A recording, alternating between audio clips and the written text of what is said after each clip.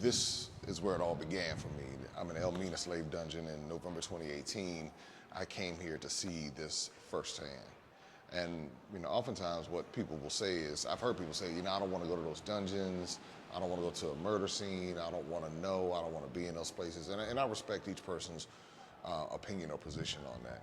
But for me, this is where it all changed. This is where I realized that there was something bigger that occurred that they do not teach in American history books. I can't speak for other countries. I just know the history books in the school systems that I attended, private schools, one of the supposed best private schools in DC, as well as DC public schools, as well as South Carolina public schools, did not teach what I learned here. And that's when I understood that there was more to the story.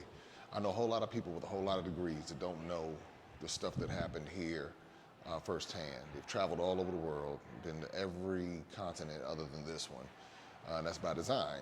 You always hear people, yeah, I'm going to Europe, I'm going to Asia, I'm going to Europe, I'm going to these different places, but they don't, somehow, it doesn't cross their mind. It's not anything malicious, just oftentimes it doesn't cross their mind to even come here.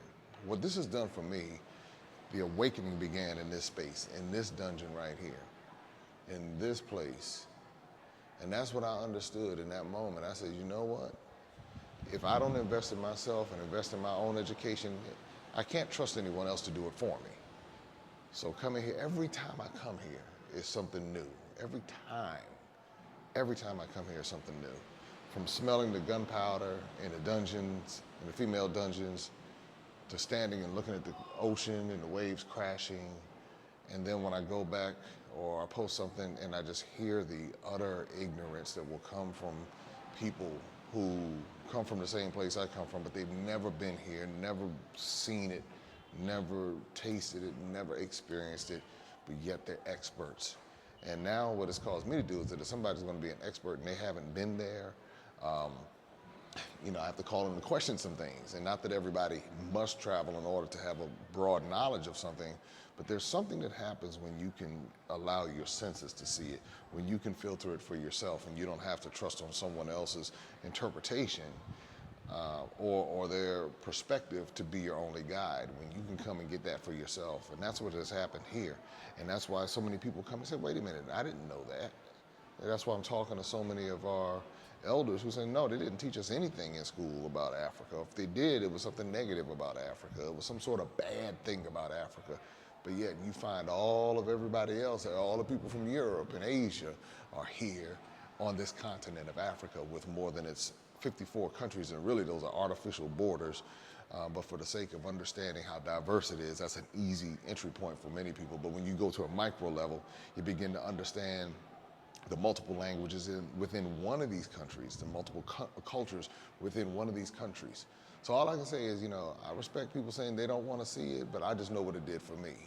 And I know how my life changed and how I got outside of the psychological plantation of America.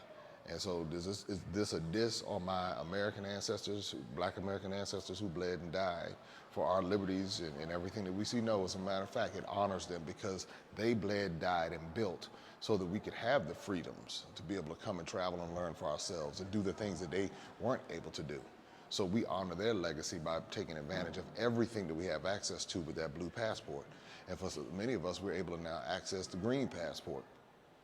What our ancestors in America, those who were legitimate and who truly cared, they wanted us to have all of the opportunities. So I will not disgrace them by limiting myself to another set of artificial borders. And that's even just that country is an artificial border. When the world, when we can have a global perspective and enhance ourselves as a people. Oftentimes they say, well, we're people without a land and without this or that or the other. That's not true, because when in actuality, if you look at our genetic makeup, we descend from so many different places where we can claim the whole world.